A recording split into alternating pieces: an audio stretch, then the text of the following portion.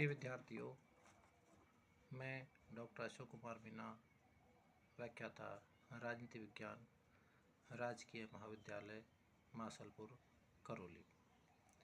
जैसा कि विद्यार्थियों, मैंने पिछले वीडियो में गोपाल कृष्ण गोखले के जीवन परिचय के बारे में बताया था और इस वीडियो के माध्यम से मैं गोपाल कृष्ण गोखले के राजनीतिक विचारों के बारे में चर्चा करूँगा।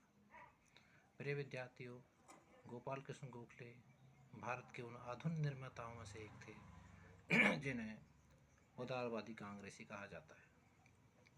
गोपाल कृष्ण गोखले का राजनीति में प्रवेश का उद्देश्य राष्ट्र सेवा था और गोखले के राजनीतिक विचारों की जानकारी उनके भाषणों व्यक्तित्वों से मिलती है। गोखले के राजनीतिक विचारों को हम कई महत्वपूर्ण बिंदुओं के आधार पर समझ सकते हैं। इनमें पहला बिंदु है गोपाल कृष्ण गोखले की ब्रिटिश उदारवादी चिंतन में आस्था। प्रिय विद्यार्थियों, ब्रिटेन के उदारवादी चिंतन में राजनीति परिवर्तन के लिए विकासवादी एवं संवैधानिक उपायों पर विशेष बल दिया गया था। इन उपायों में ब्रिटेन की गौरवपूर्ण क्रांति तथा लोकतांत्रिक संस्थाओं का उदय एवं विस्तार प्रमुख हैं। गोखले ब्रिटिश उदारवादी चिंतन का अनुसरण करते हुए भारत में राजनीतिक लक्ष्यों को प्राप्त करने की आशा रखते थे। गोखले ने अपने उदारवादी चिंतन में ऐसे सभी आधारभूत सिद्धांतों एवं मूल्यों को स्थान दिया जिनमें प्रमुख हैं व्यक्ति की सद्वृत्ति, विवेक, स्वतंत्रता, गरिमा में आस्था, सीमित एवं उदारवादी शासन का सिद्धांत, विधि का शासन, स्वतंत्र एवं निष्पक्ष न्यायिक व्यवस्था में विश्वास आदि। गोखले के राजनीतिक विचारों का दूसरा महत्वपूर्ण बिंदु है गोखले को ब्रिटिश न्यायिक व्यवस्था एवं उदार साम्राज्य में पूर्ण आस्था थी। प्रिय विद्यार्थियों, गोपाल कृष्ण गोखले को अन्य भारतीय उदारवादी नेताओं की तरह ब्रिटिश जाति के उदारवादी चिंतन तथा संवैधानिक सुधारों एवं उनके न्यायिक प्रणाली पर पूर्ण आस्था थी। गोखले को ब्रिटिश साम्राज्यवादी व्यवस्था जो आस्था उत्पन्न हुई थी उसका प्रमुख कारण भारतीय प्रसंग में 1833 का एक्ट, 1858 की साम्राज्य की घोषणा, ब्रिटिश राज एवं अधिकारों के सहयोग से 1858 में कांग्रेस की स्थापना एवं 1861 और 1892 के एक्टों के निर्माण की घटनाओं का प्रमुख स्थान है। प्रिय विद्यार्थियों, गोपाल कृष्ण गोखले मानते थे कि भारत के संपूर्ण इतिहास में ब्रिटिश शासन ने ही भारत में राजनीतिक एकता स्थापित की। पूरे भारत के लिए एक ही प्रकार की न्यायिक एवं विधिक व्यवस्था स्थापित करना, संपूर्ण देश में आधुनिक संचार साधनों जैसे सड़क, रेल, डाक की व्यवस्था का विकास करना और अंग्रेजी भाषा एवं शिक्षा द्वारा भारतीयों को आधुनिक विचारों के संपर्क में आने का अवसर प्रदान किया। प्रिय विद्यार्थियों, गोखले के उक्त विचारों के आधार पर ब्रिटिश शासन की प्रशंसा की जा सकती है और इसके अंतर्गत ही भारत के उज्जवल भविष्य की कामना हुए करते थे। गोखले ब्रिटिश राज को भारत के लिए एक वरदान मानते थे और वे मानते थे कि ब्रिटिश राज के माध्यम से ही भारत में आधुनिक राष्ट्रीय चेतना और लोकतांत्रिक विचारों की शुरुआत हुई है।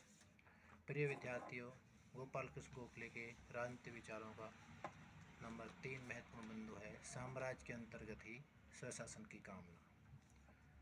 गोपाल कृष्ण गोखले ने अपना अंतिम राजनीतिक लक्ष्य ब्रिटिश साम्राज्य के अंतर्गत स्वशासन की घोषणा की थी। गोखले ने कहा था कि ब्रिटिश शासन का उद्देश्य मेरे मत में यह है कि हमें क्रमशः और सुनिश्चित रूप से देश के प्रशासन में भागीदारी प्रदान की जाए ताकि कालांतर में प्रशासन वास्तविक रूप से हमारा हो जाए। गोपाल कृष्ण गोखले का स्वशासन से आशय था ब्रिटिश प्रशासनिक यंत्र के स्थान पर भारतीय प्रशासन यंत्र की स्थापना, विधान परिषदों का विस्तार करना तथा क्रमिक सुधारों के द्वारा उन्हें शासन की वास्तविक संस्थाओं का रूप देना और जनता को स्वयं अपने मामलों का प्रबंध करने देना।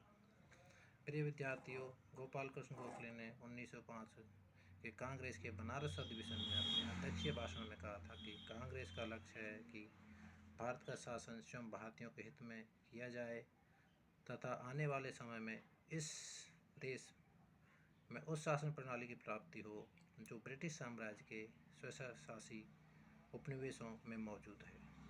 कांग्रेस इसे स्वेच्छा पूर्वक स्वीकार करती है कि केवल ब्रिटिश साम्राज्य के अंतर्गत ही हमें उस प्रगति की तलाश करनी होगी जिसे हम चाहते हैं। प्रिय विद्यार्थियों, गोपाल कृष्ण गोखले का स्वशासन से अर्थ भारत की पूर्ण प्रभुत्व संपन्न स्वतंत्रता से कदापि नहीं था। उनके लिए स्वशासन अथवा स्वराज का अर्थ था औपनिवेशिक स्वराज अथवा अधिराज्य का दर्जा प्राप्त करना। इसका सरल अर्थ यह है कि भारत की प्रभुसत्ता का निवास ब्रिटिश राज में होगा, किंतु भारतीय जनता अपने आंतरिक शासन के संचालन में पूर्ण स्वतंत्र होगी। प्रिय विद्यार्थियों, गोपाल कृष्ण गोखले के राजनीतिक विचारों को समझने का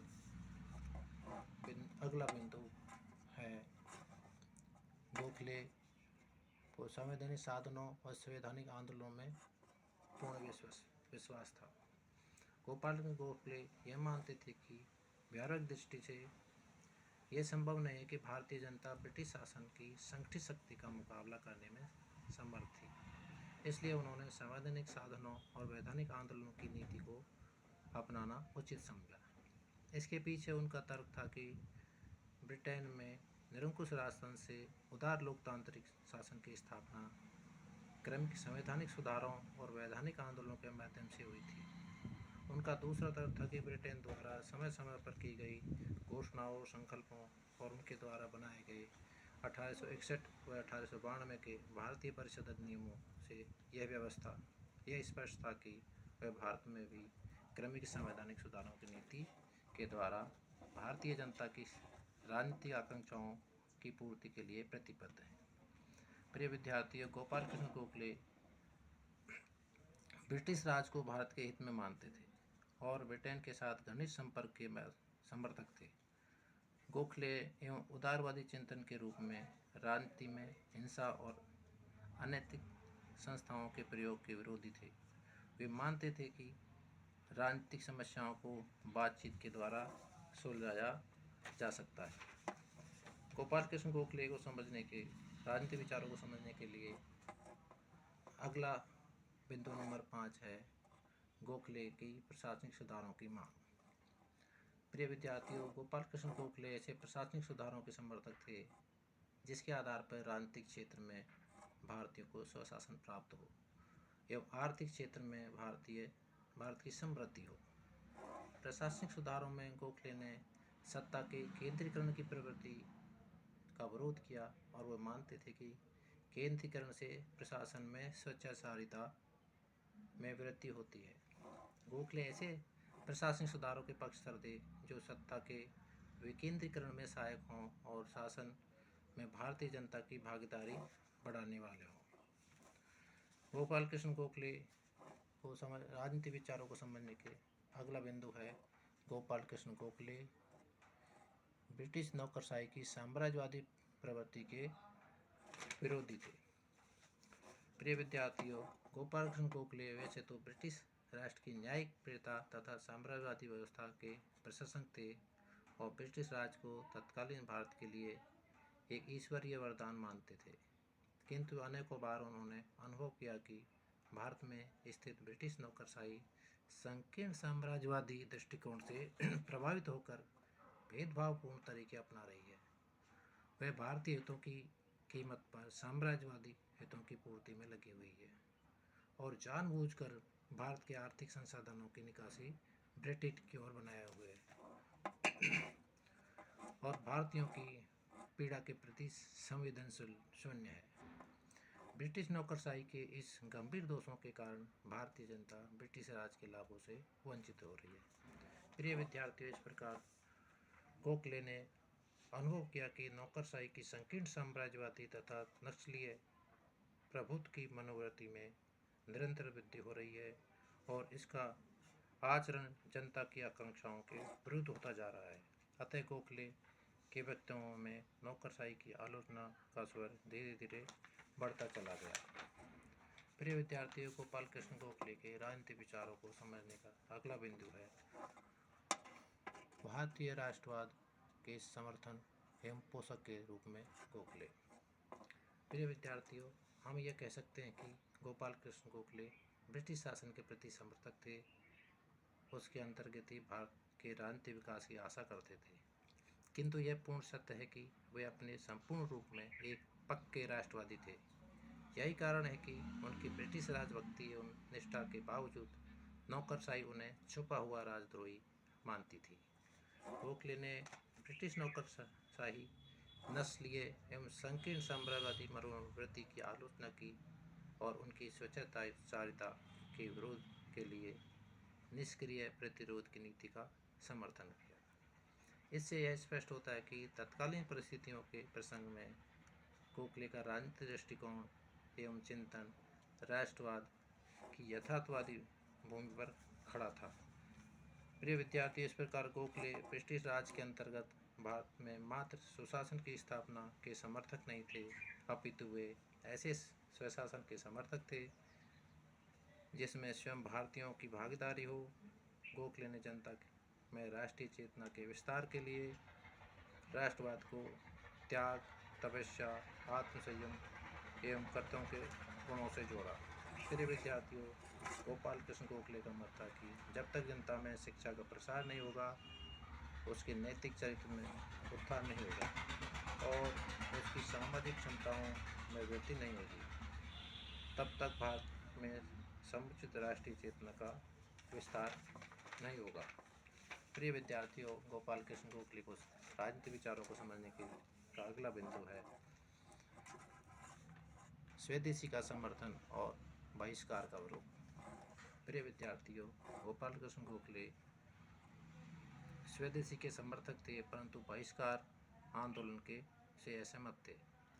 वे स्वदेशी की भावना को नैतिक, राष्ट्रीय, मनोवैज्ञानिक तथा आर्थिक दृष्टि से उचित मानते थे, परंतु इन्हीं आधारों पर बहिष्कार की भावना का विरोध करते थे। गोखले ने राष्ट्रीयता की दृष्टि से स्वदेशी आंदोलन का समर्थन किया, किंतु इसके साथ ही वे स्वदेशी के आर्थिक पहलू से अत्यधिक प्रभावित थे।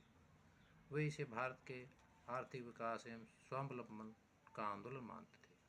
उनका मत था कि यदि भारतीयों द्वारा स्वदेशी हथकरघा तथा अन्य कुटीर उद्योगों के उत्पादन को स्वेच्छापूर्वक अपनाया जाए तो इससे अनेक व्यक्तियों को जीविका प्राप्त होगी और गरीब किसानों को कृषि के अलावा आय के अतिरिक्त साधन प्राप्त होंगे। प्रिय विद्यार्थियों, गोपाल कृष्ण गोखले के राजनीतिक विचारों को समझने का अगला बिंदु है राजनीति का आध्यात्मिकरण। गोपाल कृष्ण गोखले का राजनीति के प्रति दृष्टिकोण धर्म, नैतिकता के मानवीय मूल्यों पर आधारित था। उनके लिए राजनीति आध्यात्मिक उत्थान एवं देश सेवा का एक साधन थी। प्रिय विद्यार्थियों, गोपाल कृष्ण गोखले का मत था कि किसी देश के सार्वजनिक जीवन का निर्माण व्यक्तियों के नैतिक चरित्र तथा इस पर आधारित उनकी सामाजिक प्रवृत्ति, प्रतिभा एवं क्षमता से होता है।